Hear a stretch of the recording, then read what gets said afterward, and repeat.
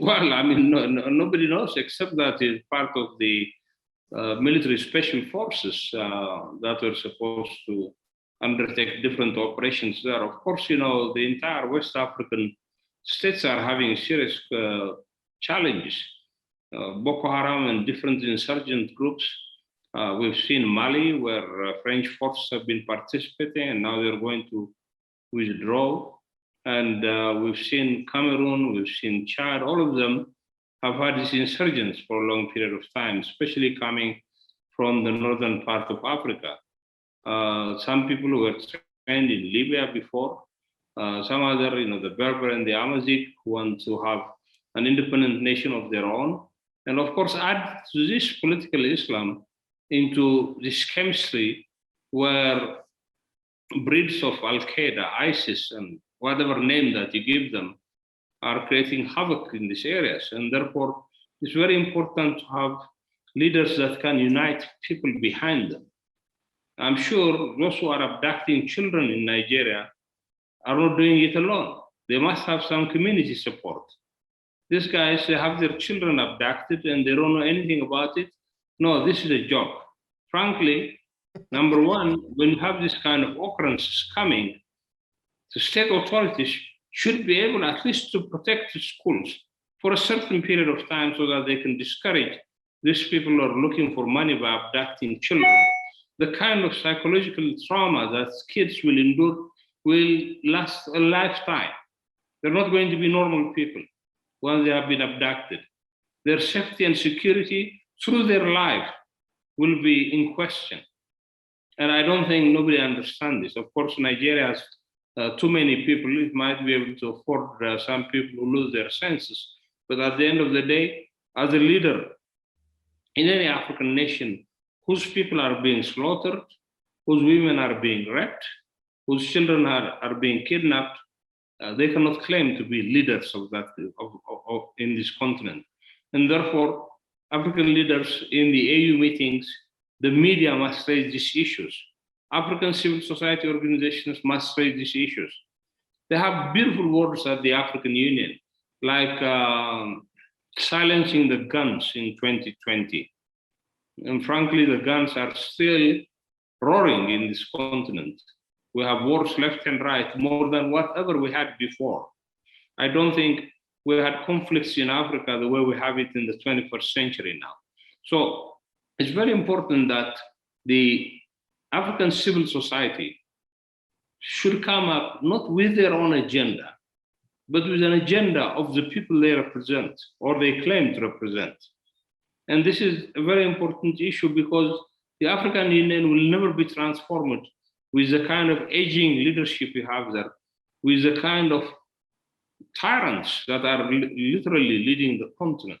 Wherever you go, look at what happened in South Africa. Former President Zuma was taken to court. And of course, the justice said that he has to remain in prison because he ignored their calls to be investigated. The second thing we know is billions have been spent. Many people have died as a result of that action. We need to be more savvy in this continent. And South Africans who have seen a lot of things under apartheid are doing this to their own people now. And some people in South Africa even talk about apartheid was a better system than the system they have now. So where is the African leadership? Where is the African leadership? I've heard African elites saying Africans were better off under colonial administration because at least they have food to eat in their table, in their households.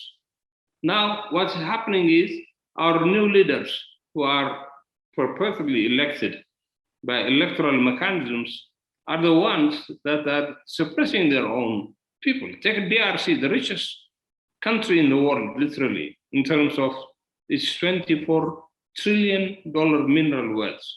What's really happening? All we hear about DRC is fighting going on, fighting going on, fighting going on in northern DRC, especially in areas like Kivu. And this is very sad. And you have these regional actors there with Rwanda, Burundi, Uganda, and everything messing up with their neighbors. And therefore, it's very important that African leaders must graduate into saying, well, we are African leaders. We want our people to be very happy. We want to leave a legacy that people will remember, not just being thrown out or run away from their own countries and live elsewhere to finish their life. We've seen it. Mubarak has been overthrown by his own people. Tunisia, the guy ran away and went to Saudi Arabia with a lot of money. Afghanistan, we saw him with $160 million running away with money, leaving their own country. So such leaders are not going to live sustainable governance modalities in their own countries. So for African leaders, this should be a lesson where the Arab Spring has shown them. For African leaders, they should be able to live in their countries after they finish their terms.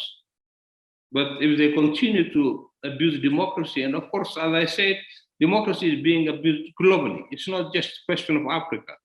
But in Africa, we have a problem because that problem is we need to feed our own people. We need to have healthcare for our people. We need to have education. Every institution, educational institution is really now going down the drain in this continent. So how do we bring the new African leadership if we're not going to have good educational, healthy institutions where human development really matters? Investment in this continent now. Literally, everybody is talking about Africa being a colony of China. Then, if we see what the Chinese are doing in Africa, they have built a lot of infrastructure, they have brought in a lot of industries. But the point is, the West is now trying to show that China is invading Africa for its natural resources, while our leaders are very comfortable with having China not asking for any kind of human rights accountability.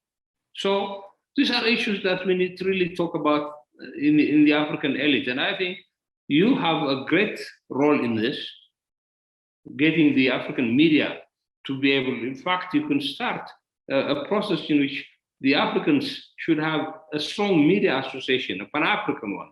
I remember the United Nations Economic Commission for Africa had set up what we call the Pan-African News Agency. But the point is, what we need is a network of African media personalities, intellectuals, who can put pressure. And these are psychological pressure on African leaders. Number one, to have democracy to work properly, and even to define what kind of democracy we want. If you see Europeans, after World War II, some of them were Christian Democrats, others were social democrats. The US was a laissez-faire capitalist economy. But the point is, in Europe, they decided what kind of democracy they wanted.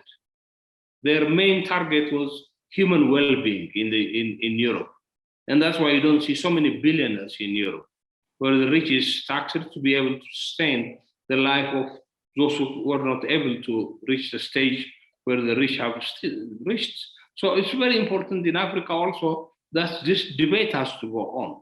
It shouldn't be Al Jazeera and CNN showing us what Africa is like, because no news is good news, and therefore they won't tell you the good news, they will tell you the bad news only. And therefore it's important that Africans can come up now. We should have heroes that we recognize, that have successfully supported and taken care of their people. We should have also intellectuals and media personalities. I mention media because media is the main channel where we can communicate to the African people in different languages.